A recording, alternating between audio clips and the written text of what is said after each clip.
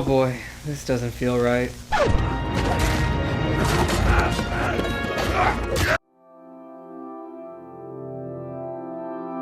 After the enormous success of the Lord of the Rings trilogy, everybody wanted to see the popular, but much smaller, hint, hint, wink, wink, story known as The Hobbit brought to life by the New Zealand gang once again.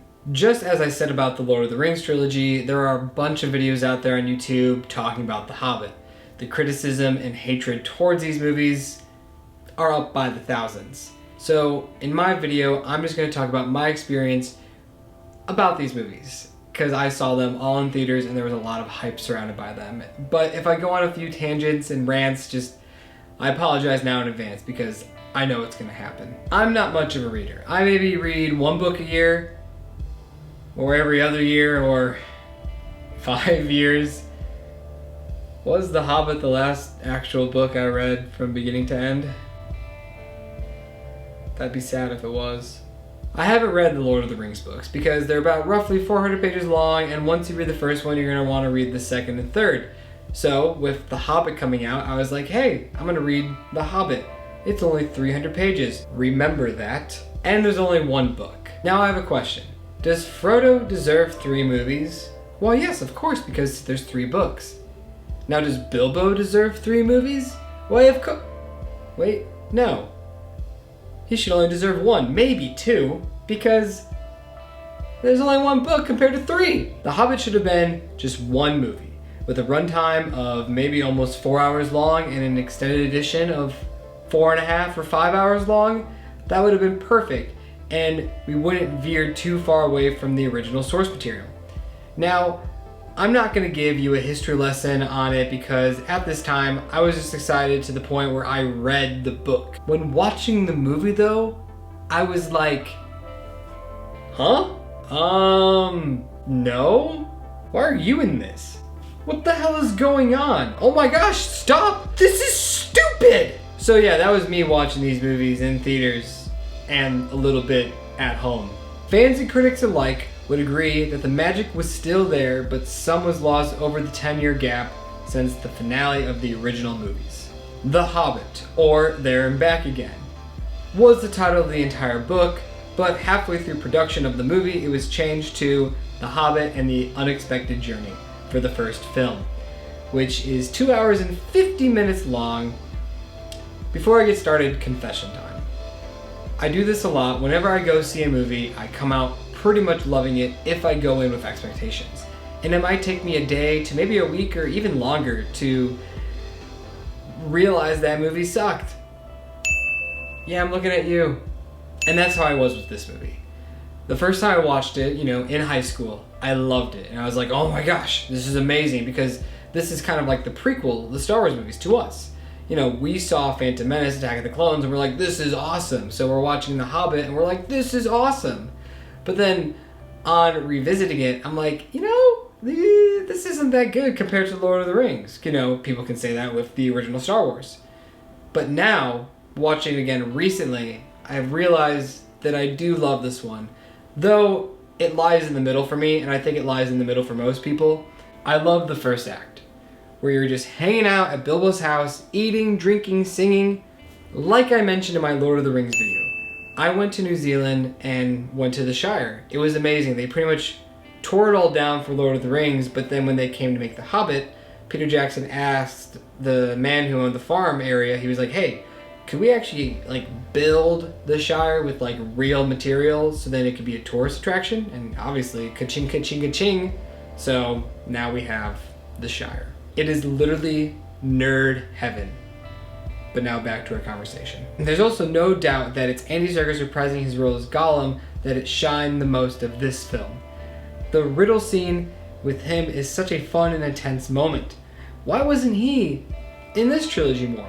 We got so many scenes of this random guy in this movie. Why couldn't we just add more scenes with Gollum? Because Legolas isn't even in the movie. One thing I was confused about was the White Orc. Sure, he's canon, but he's nowhere near the book. I get it. You need to build tension for the crew on their journey, just like Lord of the Rings. But to make him pretty much the main threat pissed me off. The thing that makes these movies take away from the book is how small the Hobbit story is. The title is literally called There and Back Again, not There with a Million Subplots and Fan Service Back Again. You know, there's another company that specializes in fan service and unnecessary subplots. Can't really think of the company. Oh well. The Desolation of Smaug, the only well-received Hobbit movie, and that is because of the big badass himself, Smaug, played by Benedict Cumberbatch. Every scene with him and Martin Freeman is cinema gold. Get it? Gold? Because Smaug and his gold. And I love it. But again, there are too many subplots and forced fan service that weighs this movie down. It's almost as if Jackson got too much money for these films. Oh my gosh, he almost got $650 million to make these movies? He only got like $300 million to make Lord of the Rings. Why? Why put more money into a movie when you clearly know that with the previous films, you put less money in there and you made a lot of money? It's like the pirate movies all over again. They were very popular at first, but the more money put into them, and Disney ended up just sinking their own battleship.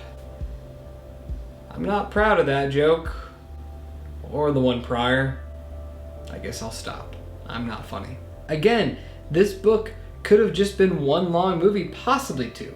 There was no need to push out a third one, whether that is MGM, New Line Cinema, or Jackson's Call. That's not up for debate.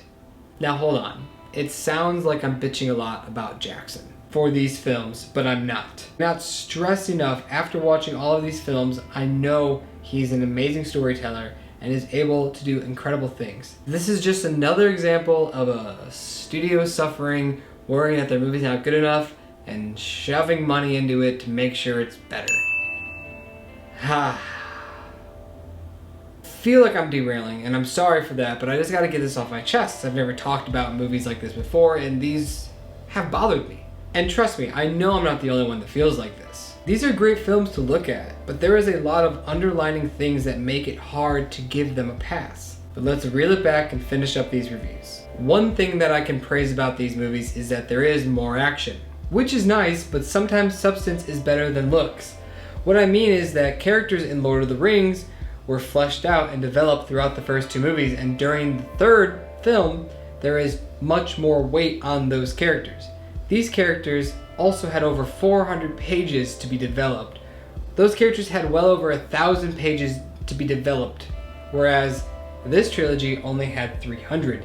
In the Hobbit films, there is so much action thrown into all these movies, we don't get enough time to care for our characters as much as we should. My final thoughts on The Desolation of Smaug, which there aren't that many, I know I'm kind of just ranting, but the ending is amazing. It gave me chills in the theaters, and when I was watching it again, I still got a little goosebumps because it's the ultimate, like, instantly take that disc out, put the third movie in, realize the third movie sucks, take it out, but here's the clip. I am fire. I am death.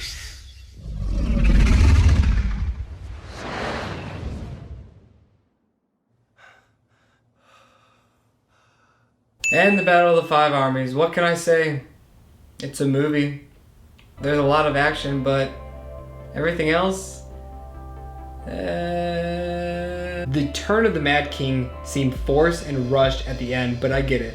It's just kind of sad and bitter thinking of this finale and the Return of the King finale.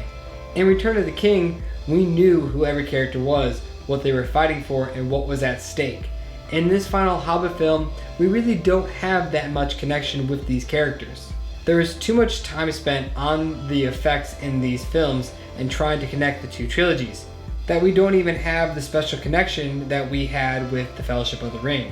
Now, the special effects do look nice, Smaug being a great example of this, but I do think it takes over from the characters at times. It's just like the issue with the Star Wars prequels.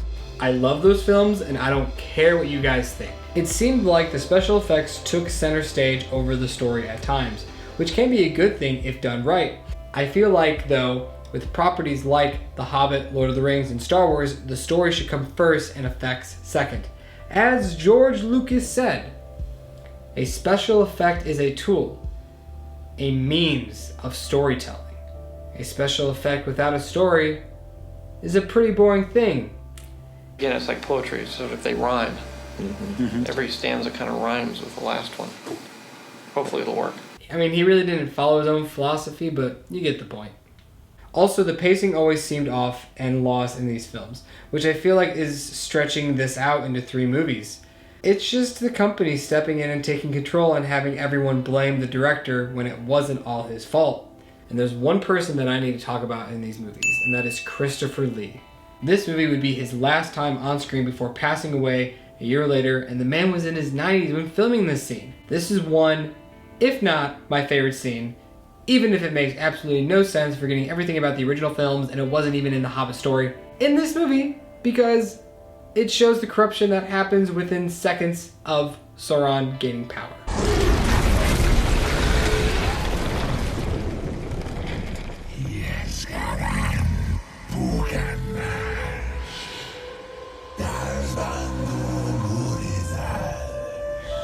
One last unnecessary thing.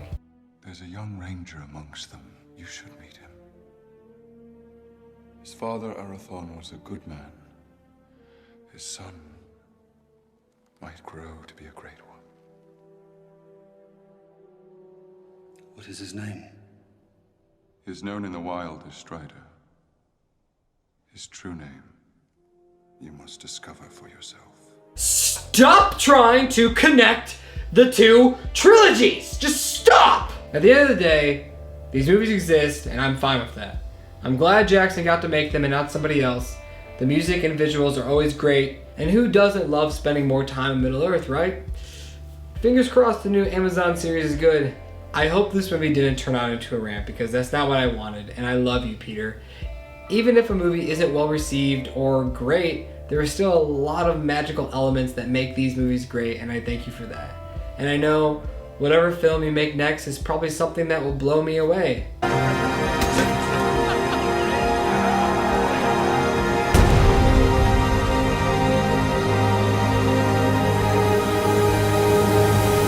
Oh. How'd you do that? Thanks to everybody who keeps coming back and watching these reviews. We only have one left until his filmography is finished, so I'm really excited about that. If you want to give this video a like, that'd be great, and comment down below what was your biggest duh moment in the Hobbit trilogy. Well, till next time guys, join the evolution.